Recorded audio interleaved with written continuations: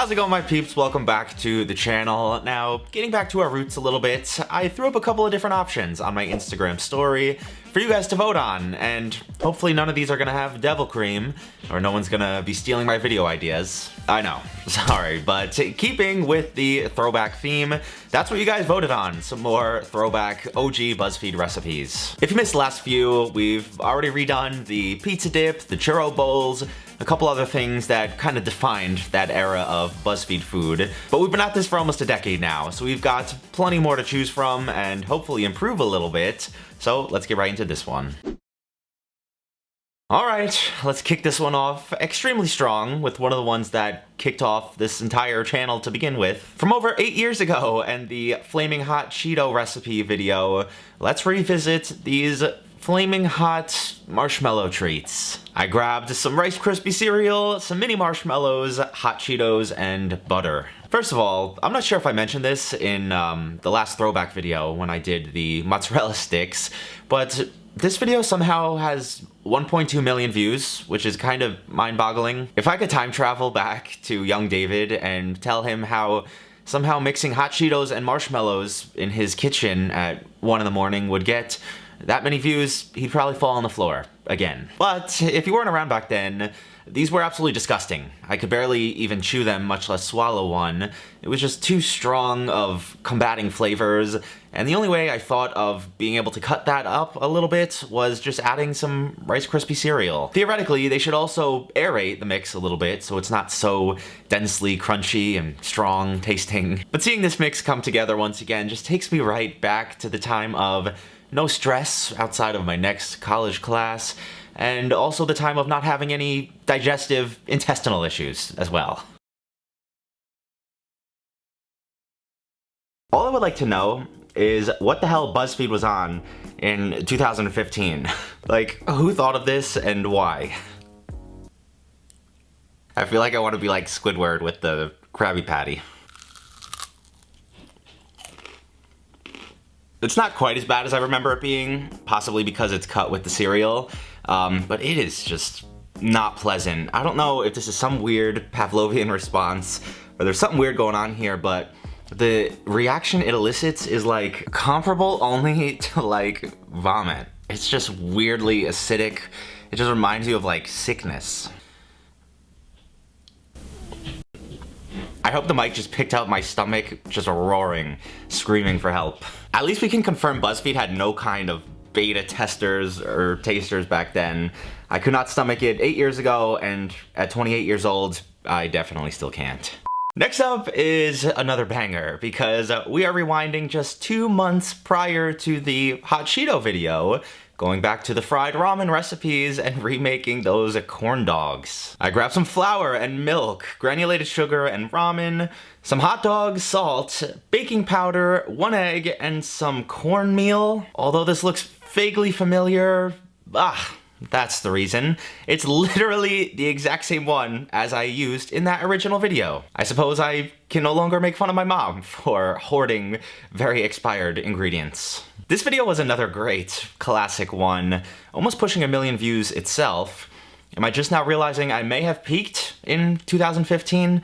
Very possible. Honestly, I didn't really remember a whole lot about the process. It seemed fairly straightforward. It's a corn dog with crushed up ramen on the outside. But I went back and fully watched through my video, and let's just say I had a bit more of a challenging time than I would have guessed. I first started by complaining the batter looked wrong, so I added a lot more liquid and then was shocked that the batter was so drippy and none of the ramen would stick to it. I guess that's a good example of why everyone enjoyed laughing at me back then.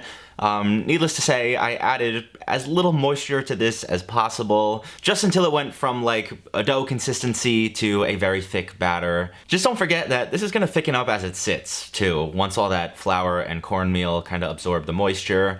But once I thought I had it in a decent spot, I dipped down my skewered hot dogs, of course with some chopsticks, into that batter, then into the crushed up ramen. I will give this recipe a shred of credit by the fact that it adds some crunchy texture to something that usually wouldn't. And it looks pretty decent at the end. It got a nice even golden brown across the ramen and the batter. And I do have a couple more thoughts on these, but I'll save those until after the tasting. I should just retitle these videos, Testing Recipes No Right-Minded Human Would Ever Make, Not for a YouTube Video.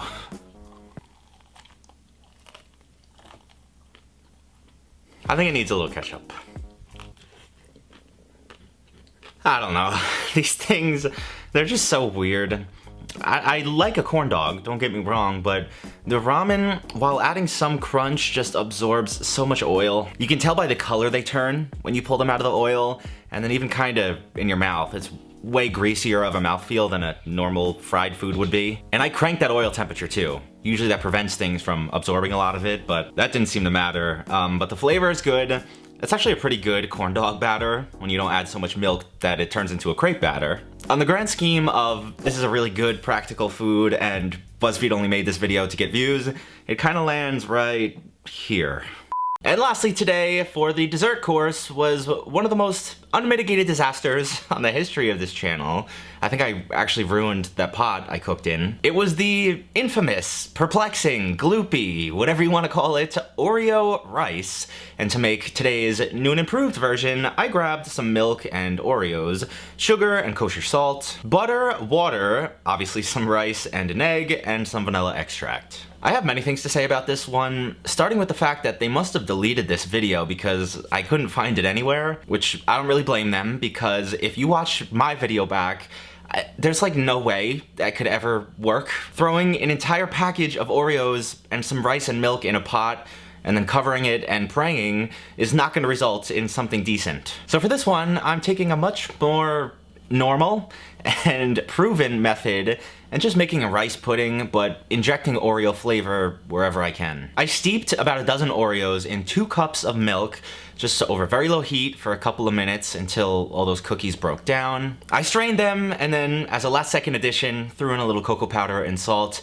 just to really enhance the chocolatiness. That's very optional, you don't have to. I also felt the need to blend it, just to really try to get any excess sediment out of here. I then just combined 3/4 of the Oreo milk with all of the cooked rice, about a tablespoon of sugar, a sprinkling of salt, and gave it about 15 or so minutes over still very low heat to make sure nothing scorches, let all that rice get soft, absorb all that good flavor, and then just finish it with about a tablespoon of butter, a splash of the vanilla extract, 1 egg, and the remainder of our Oreo milk.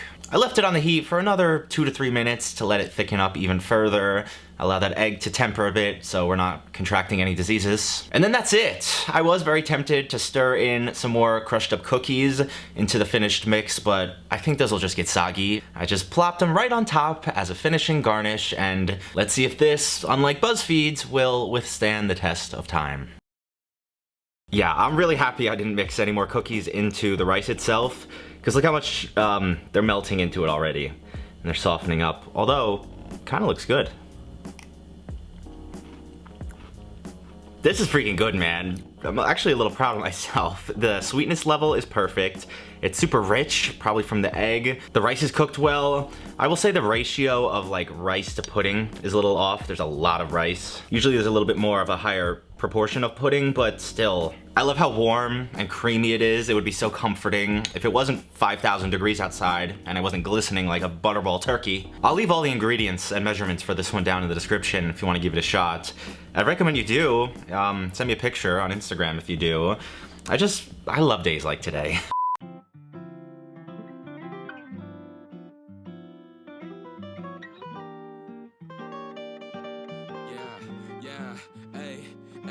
With the M without the AD. Flipping burgers and my money super lazy. Try and make a meal tonight, they ain't paying me. Try and supersize my life with my 18. Yeah, our style wasn't wavy, but we had a vision. We could make it.